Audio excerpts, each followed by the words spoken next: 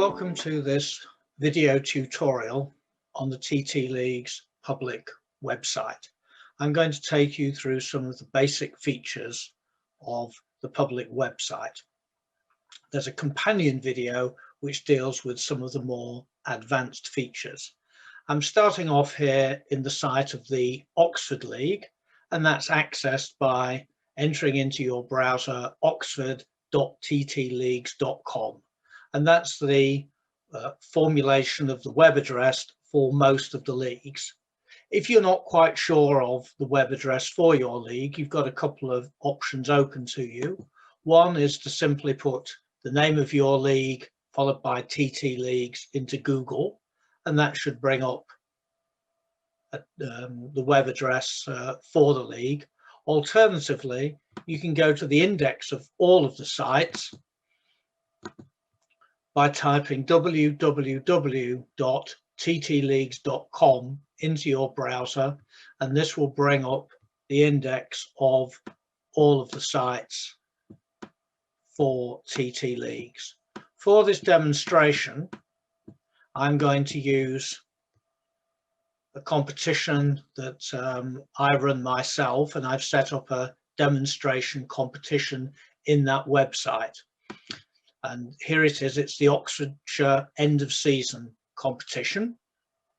Here's the website.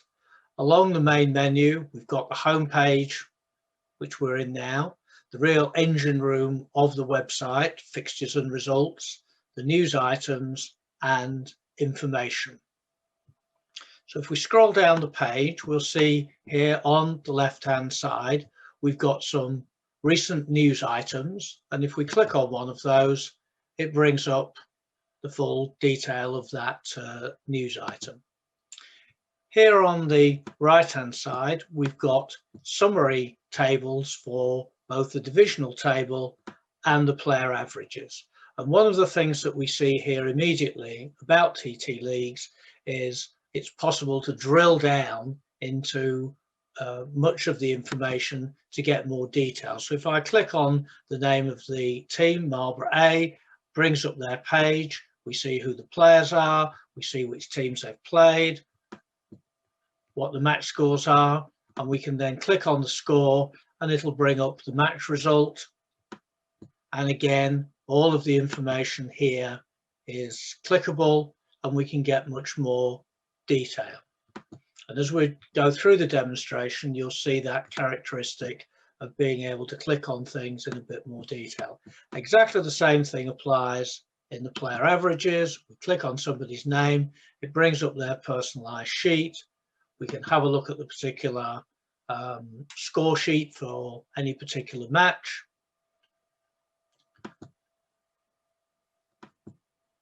And we can do that for as many players as we want. These summary tables on the front page, we can scroll across into the different divisions, both for the divisional tables and for the player averages. Moving down the page, we can see below the local news items, we've got links to the news items on the main TTE website, and beneath those we've got links directly to the TTE Twitter account and also to its Facebook page. Beneath that we've got some information about the league, which your league admin may have entered. It may provide a little bit of history of the league, the area that's covered, and perhaps also who's the best contact for that league. Finally, we then have these footer menus which give us quick links to particular aspects of the website, and I'll be showing you those right at the very end of the video tutorial. So let's have a look at the engine room of the website. We've got here information about fixtures, results, tables and averages, and that's broken down by division. So if I click on Division 1 under fixtures, it brings up the fixture list in chronological order till the end of the season. For this competition that I've set up, we're at the midway stage. So there are some matches that have been played, and they're in the results section, and they're in reverse chronological order with the most recent ones first. One thing that we can do, this is the standard display, but by clicking on this icon, we can show the number of sets won in each match by each of the individual players. So we have the option for that to be switched on or for that to be switched off. As you would expect, clicking on the result brings up the match scorecard, and as we've seen earlier, virtually all of the names here are clickable, so we can drill down into rather more detail if we feel that we need it. There are some filters that are available on all of fixtures and results, and in the advanced tutorial I show you how you can use those. If I now wanted to have a look at the divisional tables, I could go back to the fixtures and results page, but we've got some quick links here, and that takes me into the table. And this provides a divisional table similar to what we saw on the front page, but with a bit more detail. And in particular, we've got details of sets for and sets against. And if your league admin has chosen to do so, he can also add in games for and games against. And as we've seen, all of this information is clickable, so you can get down into rather more detail. So if I go over to the player averages, lists the players, and I've chosen as a league admin to rank these by the percentage rather than matches won, and this lists for all of the players their average and the number of matches they've played and the number of wins that they've had. We also have the ability to look at the doubles averages, and that's set out in a very similar way, and we can just toggle between them by clicking on the icon here. Again, there's a filter function here in which you can look at this in a little bit more detail. The one particular thing which I'll mention here is in the standard formulation of this, players get an average for each team that they've played for. So if a reserve has played up, he'll get an average for each of the teams that he's actually played for. Some leagues like to have just one average, irrespective of the number of teams that somebody's played for in that division. And to do that, we click the club option, and that brings us, that means that each of these reserve players now just has one single average. Finally, here we've got the Player of the Match award. This is determined by a standard algorithm, and this lists the number of Player of the Match awards for each of the players. As I say, this is determined by an algorithm, but it's possible for the person that approves the match card to select a player of the match and override the algorithm. Again, there's some filters if you want to look at that in a little bit more detail. Returning to the fixtures and results page, here on the left hand side we've got three other pages that we can look at. One is the archive. If a competition has been completed, then it'll be natural for the league admin to move that into the archive section so that it doesn't interfere with the current competition. But all the information is still available, and again, all of the information is clickable, so you've got drill down available for all of the different elements. So once a competition's finished, it's normal to move it into the archive, and we have here in the main part of fixtures and results the current competition. You can also access your local league ranking list. We developed this as a pilot project at the end of the last full season, 2 years ago now. This will be continuing into the new season, but it's still very much at a pilot stage. The way in which it works is that players win points when they beat a player, they lose points when they lose, and the points exchange is dependent on the points difference between the players. What this enables you to do is to provide something similar to the player averages, but it now covers all of the players in the league rather than those on a divisional basis. This is still at a pilot stage, and we're expecting to make improvements based on experience over the coming season. The details of how the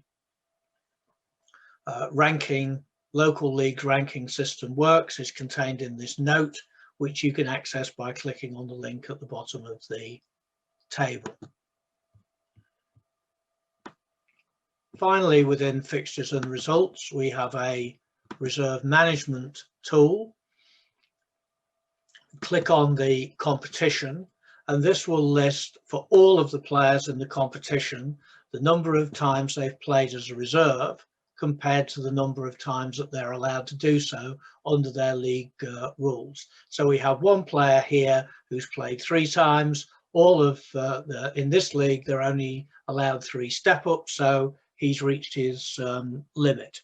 And similarly, we've got somebody here who is just 1 short.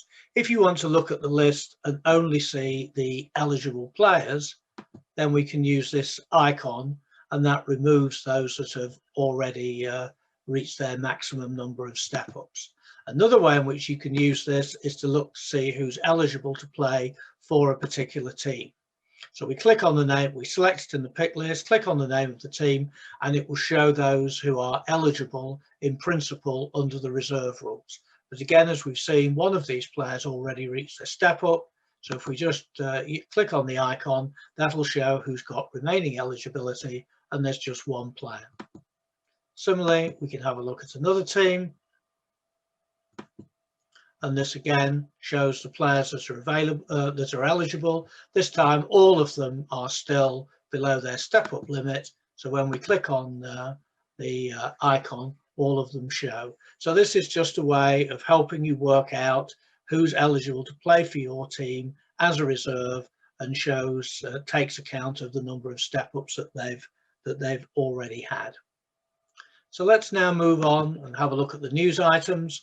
We saw the summaries on the home page. If we want to look at them here, we can do so, but we've also got access to a wider range of national news items as well. On the information page, your league admin is able to provide the league membership with a wide range of documents and other information that's relevant to the management of the league. This might be just some simple HTML forms that provide, in this case, some information about local clubs. It might be that what's provided is a downloadable file, in this case, score sheet for the competition. Goes into downloads, and we can open it from there. Or it might be it's a direct web link to another website. In this case, it's the TTE website. But you could go directly to another TT League's website, the Oxford League site, any that you think are relevant. Another aspect that you can include here is embedded video. If you've got some video that you want to share with your members, you can just embed it into an item of content. And that's just a way of easily sharing information or a video with your league members. The final item that I want to show on this page are the venues. So if we click on venues, we can see Google Maps of the 3 venues that are available within this league and the 3 clubs that use them. And they're also then displayed on all 3 on one map. So it's easy to see if you're living in the area, which is likely to be the nearest club to you. I'll finish this by just going back to the footer menus that I showed you earlier. The home page we've seen. Leagues takes you directly to the league competition. It just displays the information in a slightly different way but it's exactly the same as what we'd seen previously. Go directly to news items, the venues page which we've just seen, directly to the ranking list, and directly to the reserve management form.